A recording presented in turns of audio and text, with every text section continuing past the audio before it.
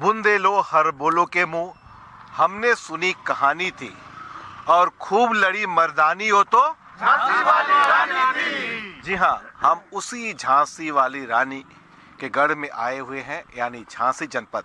अपने सहयोगी नीरज से हम कहेंगे झांसी रानी का एक किला भी एक बार दिखलाए। बेहंगम नज़ारा है। किले के पास ही हम यहाँ मौजूद हैं चुनाव यात्रा को लेकर।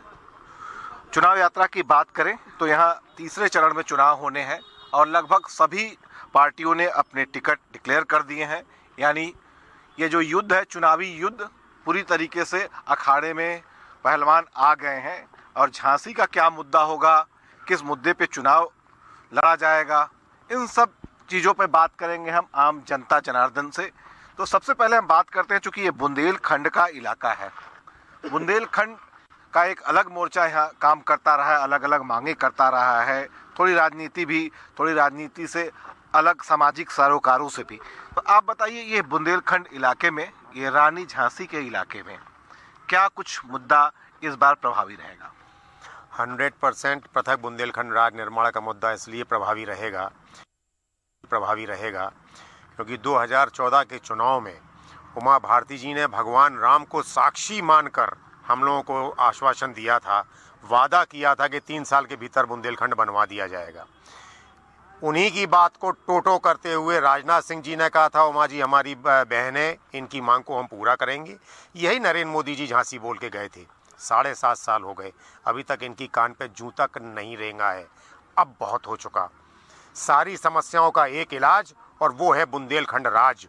तो बुंदेलखंड राज तो 100% मुद्दा होगा। देखिए, सरकारें अगर बनती हैं, किसी सरकार ने अगर सड़क ठीक करा दी, लाइट लगवा दी, अस्पताल में 4 भर्ती करवा दी, 2 मशीनें लगवा दी, तो ये तो सरकार के काम ही होते हैं। फिर सरकार बने क्यों? ये तो सारी सरकार, कोई भी, या झांसी का मेयर भी आया, उसकी भी यही कार्य होंगे।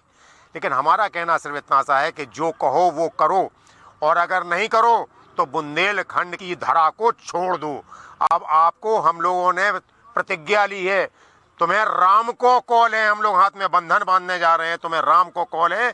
जिन्होंने हमारे साथ वादा खिलाफी की है, जिन्होंने हमें छला है, जिन्होंने हमें ठगा है, जिन्होंने हमारे साथ वादा खिलाफी करी है, उन्हें हरा दो। बाकी जिसको जिताना हो जिता दो। और अगर तुम्हारी उंगली किसी दूसरे राजनीतिक दल के साइन पर वोट डालने को सहमत ना हो तो नोटा दबा देना, लेकिन इनको हरा देना।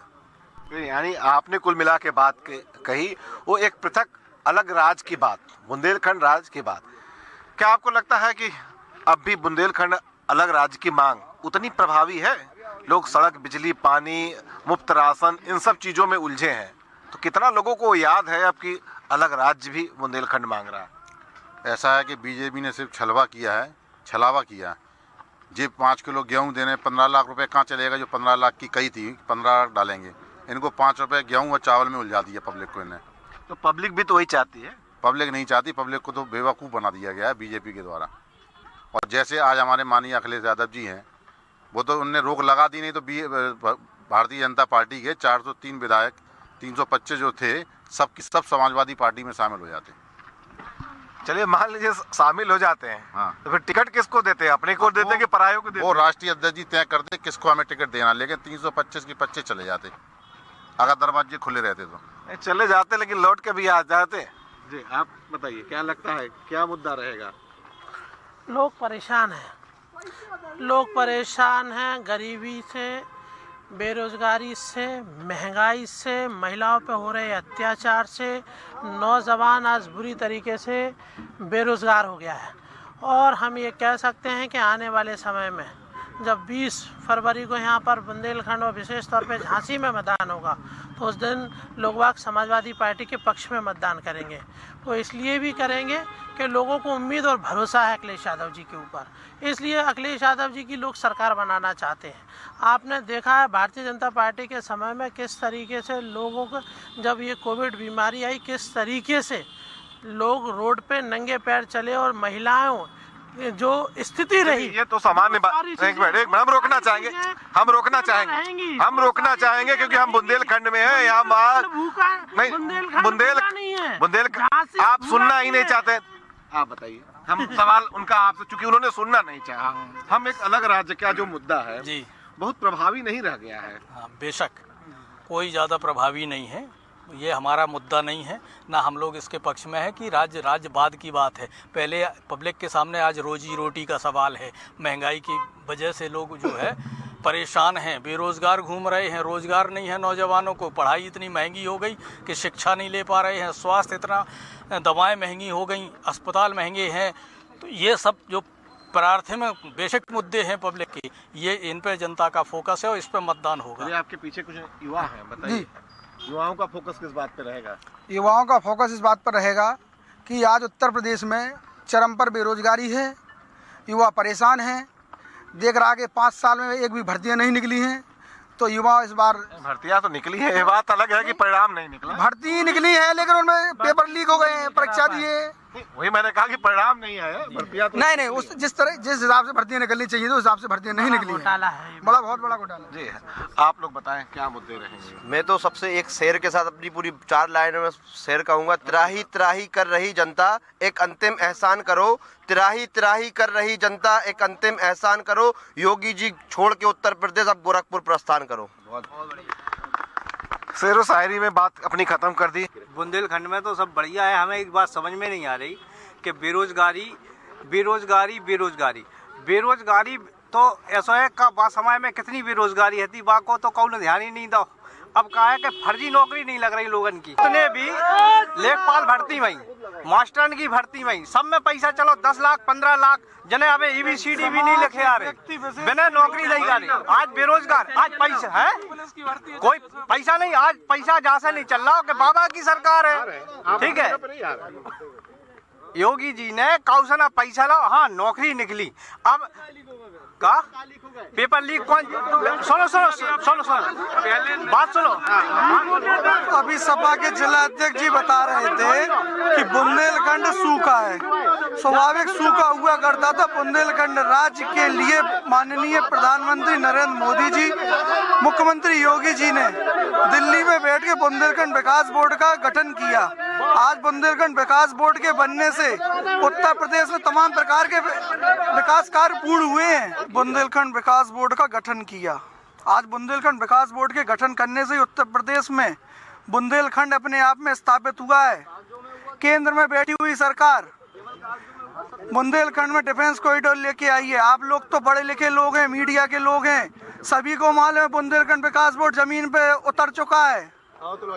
तमाम योजनाएं उसके माध्यम से, रोड हैं, पेयजल की व्यवस्था। क्या लगता है कि जो लोग कह रहे हैं क्या उनके कहने से क्या होता है? किसकी सरकार बनने जा रही है? योगी बाबा की सरकार बनने जाएगी, योगी जी की सरकार बनेगी, योगी जी की सरकार बनेगी। योगी जी ने बुंदेलखंड में गुंडागर्दी खत्म की है, जो यहाँ जुआ सट्टा होता है वो बंद किया है, इसलिए इन लोगों को मिर्चें लग रही हैं। जो जुआ सट्टा होता था वो बंद है, जो लुटाई होती थी वो बंद है, जो प्लाटों पे कब्जा होता था वो बंद है, सब वो बंद है। योगी जी तत्काल 10 घंटे के अंदर वो काम करके दिखाते हैं कि ना कोई प्लाट पे कब्जा करेगा, ना कोई जुआ खिलाएगा, ना सट्टा खिलाएगा।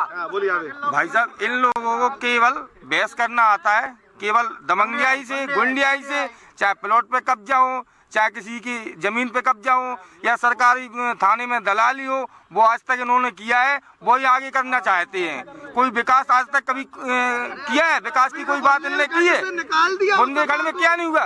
900 करोड़ रुपए की पेयजल योजना आई है, डिफेंस कॉरिडोर आया है। उत्तर प्रदेश में योगी सरकार ने कुछ काम नहीं किया, ये सब जुमलेबाजी सरकार है। ये युवाओं को कुछ चाहती ही नहीं है, ये सिर्फ पेपर लीक कराना चाहती है और कुछ कराना नहीं चाहती है। और ये बोल रहे हैं कि हत्या और ये सब हो रहा है, ये सरकार में हो रहा है। पहले इस सरकार में जो हाथरस की दलित बेटी पे जो कांड हुआ वो कौन थे, वो कौन है? वो भाजपा ही तो है ना। जब जो बोल रहे हैं कि जो सबसे पहले सरकार में होता था, इन्होंने बेटी बचाओ बेटी पढ़ाओ का नारा दिया था, बेटी बचाओ बेटी पढ़ाओ का नारा दिया था। क्या हुआ कन्नौज की बिटिया के साथ, क्या हुआ हाथरस की बिटिया के साथ? आप ये देखिए, आप एक मिनट, मैं चुप रहा। बता रहा है कन्नौज में क्या हुआ, पिछली 5 सालों का लूट का पैसा कन्नौज में पकड़ा है। एक मिनट ये अब रोज आप लोग कृपया बोलने दीजिए, थोड़ा दूर चलिए। आप ये देखिए, एक मिनट बोलने दीजिए। आप ये देखिए कि कोरोना काल में सबसे ज्यादा काम किसने किया?